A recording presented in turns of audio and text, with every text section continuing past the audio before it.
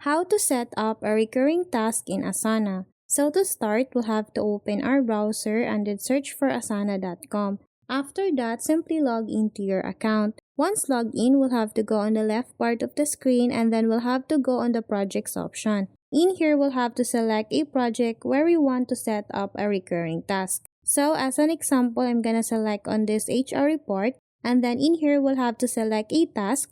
After that, it will automatically show us the details of the task. So to make this one as a recurring task, what we need to do is to go on this due date option and then we'll have to tap on this one.